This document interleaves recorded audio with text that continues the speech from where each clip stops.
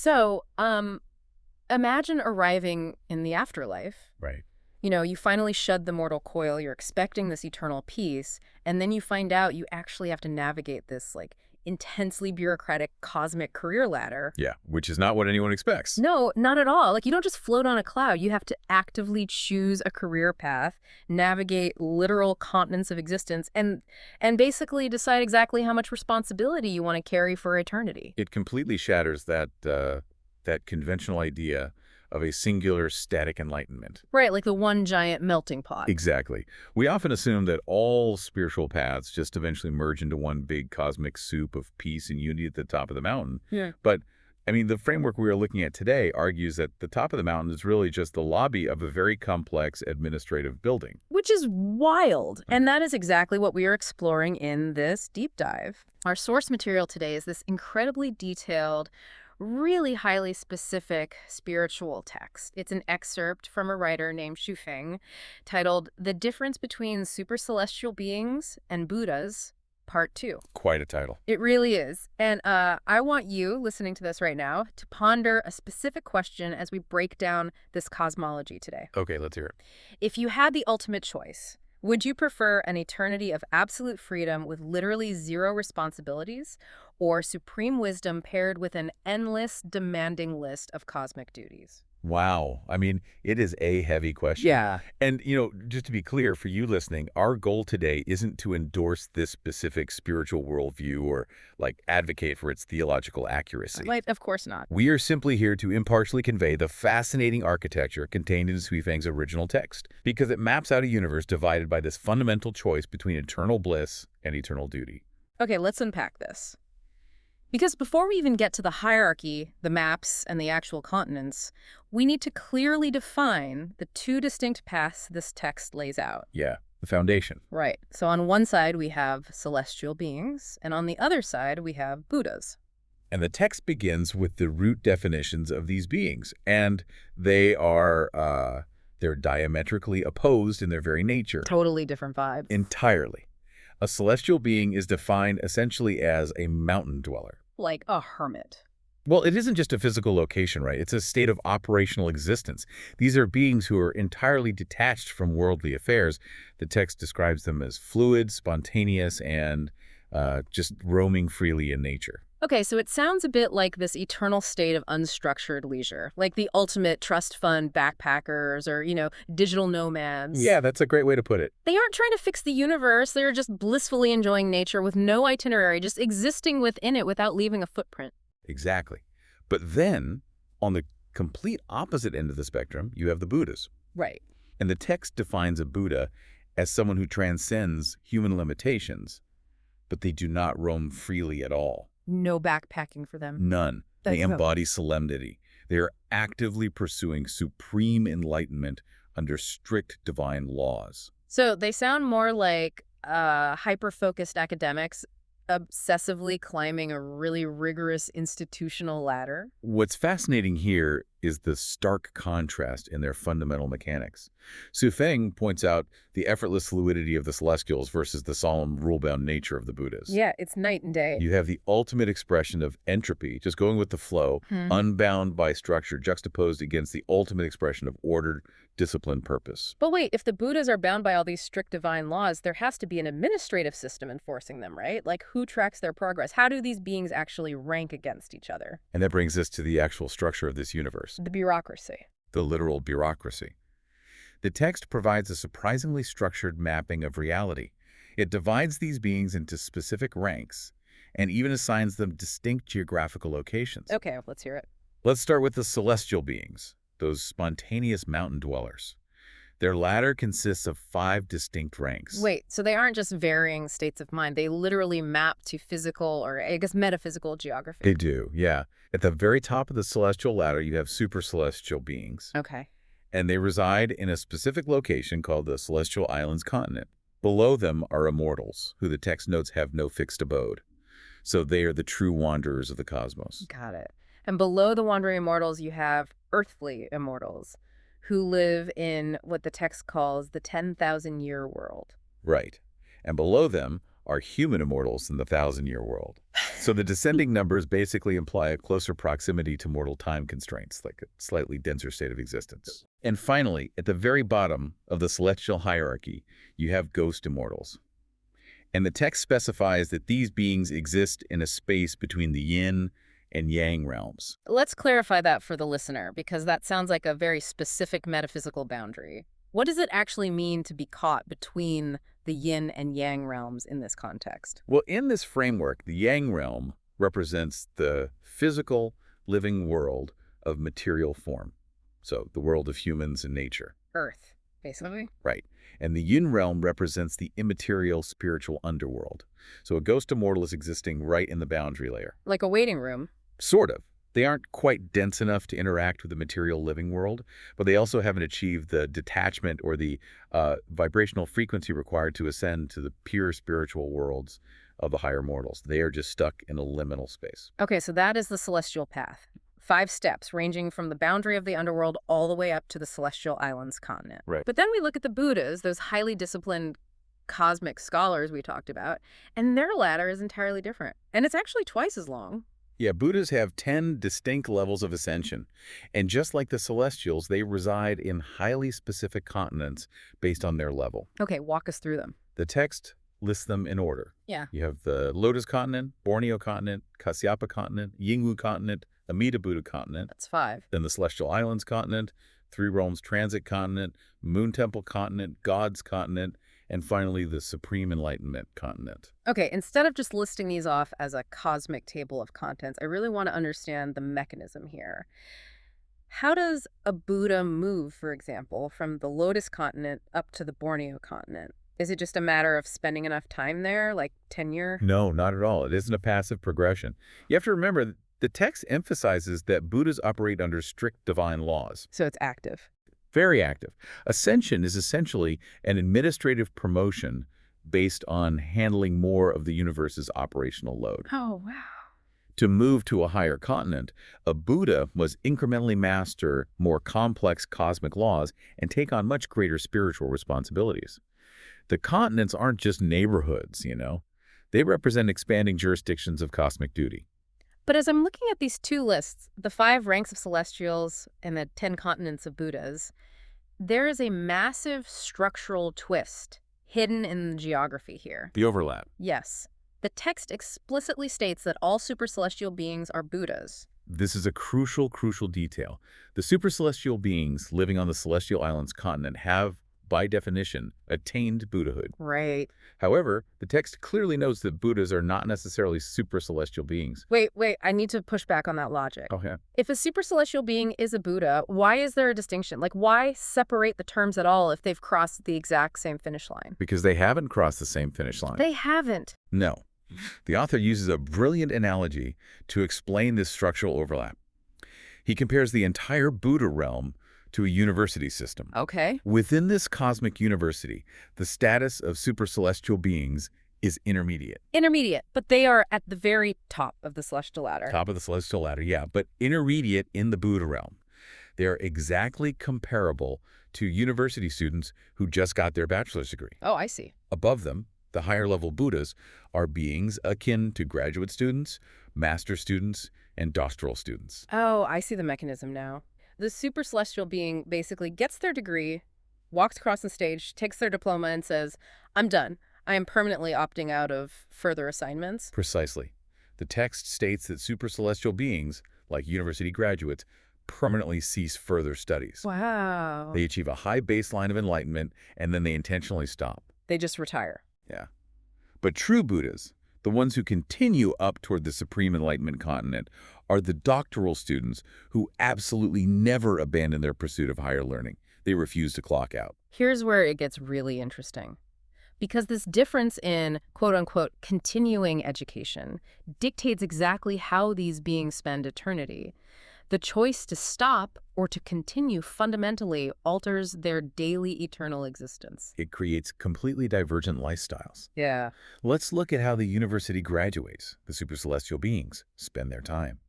Because they stop their studies, the text describes them as the freest, happiest, and most blissful beings in the entire universe. Well, it makes sense. I mean, they have a high degree of enlightenment and literally zero homework. Exactly. The text takes it a step further, too. They're explicitly called the greatest creator's favorites. Oh, wow. And because they hold that favorite status, they bear absolutely zero responsibilities or obligations, none whatsoever. Wait, really? But if they possess that much enlightenment, wouldn't they feel an innate desire to help the lower realms? To guide humanity or something? See, you are applying human morality to a cosmic framework. Ah, good point. According to Sweflin's text, they focus entirely on self-amusement. The text explicitly states they do not concern themselves with the affairs of heaven, and they do not concern themselves with the affairs of humanity. They just don't care. They're completely detached observers just enjoying their own existence. But then you look at the Buddhas, those eternal PhD students who kept climbing. The text explicitly states that Buddhas seek no entertainment. They do not seek temporary ease. None. Their existence is a life of profound heavy duty. They are described as the wisest beings in the universe. Right. They're strictly self-disciplined, wholly devoted to taking on responsibilities and obligations whenever necessary to maintain the cosmic order and attain supreme enlightenment. This dynamic, the carefree celestial versus the burdened Buddha, I feel like it's perfectly illustrated by how the text says they handle supernatural abilities. This is probably the most revealing part of the whole framework. Oh, the distribution of power. Exactly. So, according to the text, super celestial beings possess all supernatural abilities, every single one. But they use them primarily for personal amusement. They just play with them. Right. While Buddhas only develop varying levels of supernatural abilities, they don't have them all right away. They develop them incrementally as they ascend in rank, and they use those powers strictly to fulfill their responsibilities. Yeah, to understand the mechanics of this, you should think of it less like a magic wand and more like computing power. Okay. Imagine a highly advanced CPU. Okay, a computer processor analogy. How does it map?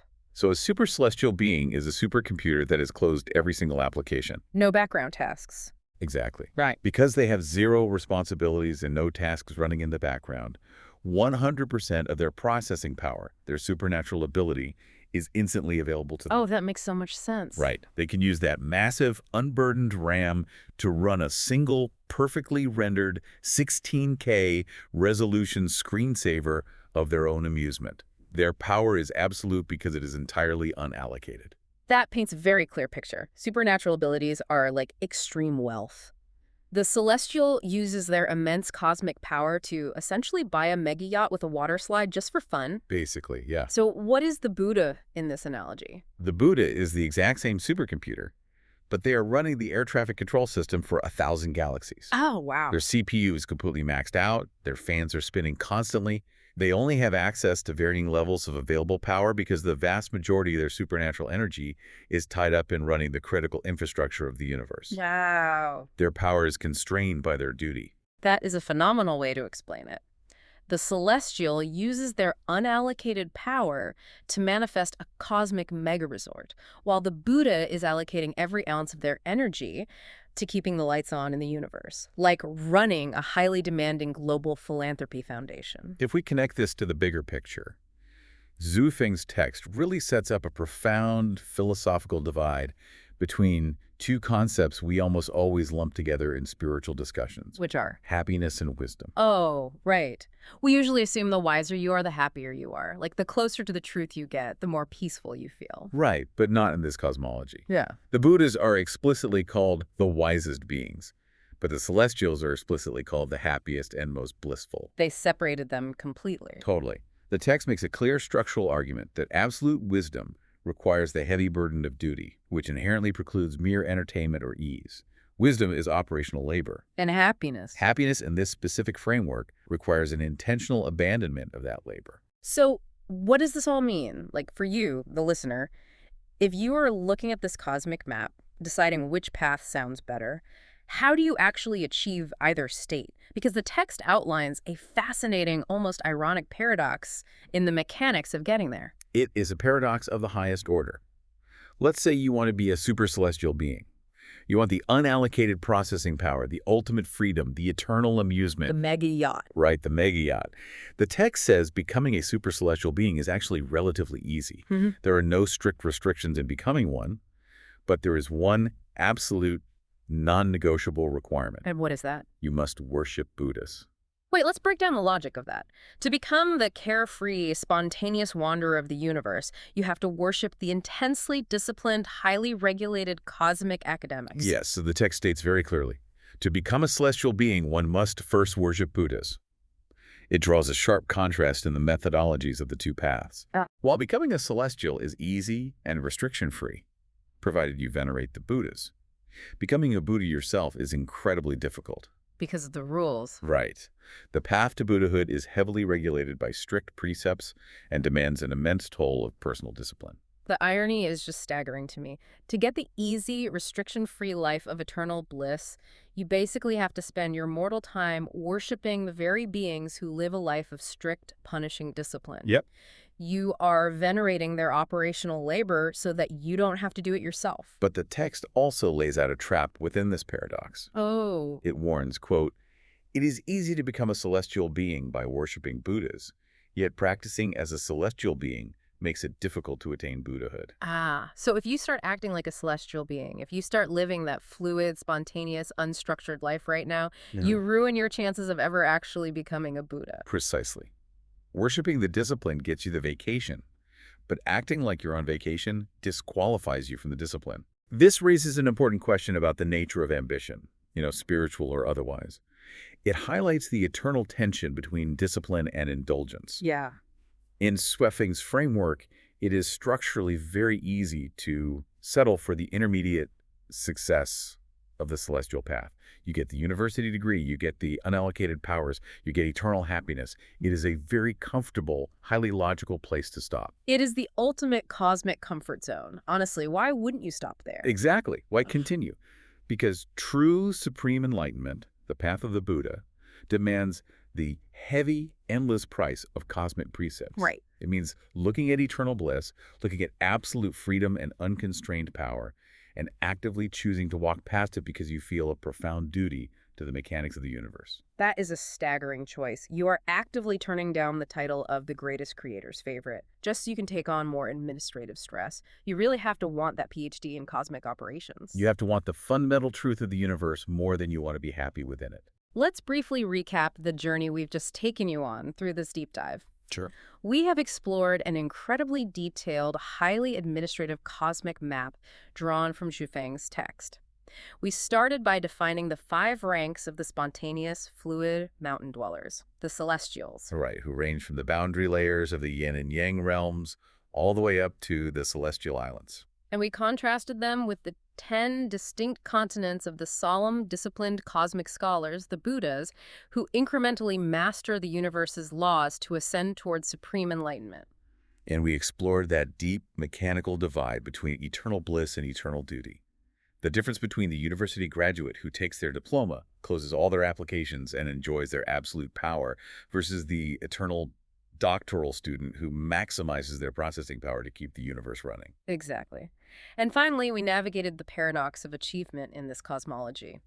To achieve the ultimate ease of the celestial life, one must worship the intense discipline of the Buddhas, all while knowing that living an easy life makes true supreme enlightenment impossible to reach. It's quite the catch-22. It really is. Which brings us back to the question I asked you at the very beginning. The ultimate choice this source material presents.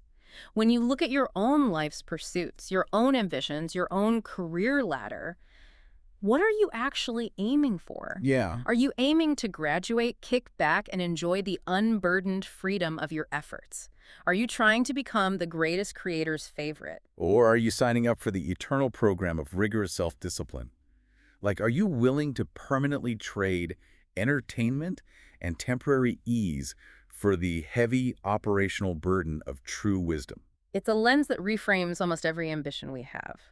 But before we wrap up this deep dive, there's one final lingering thought buried in the mechanics of the source material that I really want to leave you with. Oh, I know where you're going with this. Something that entirely challenges how we as humans view power and responsibility. It's the ultimate takeaway from the CPU analogy.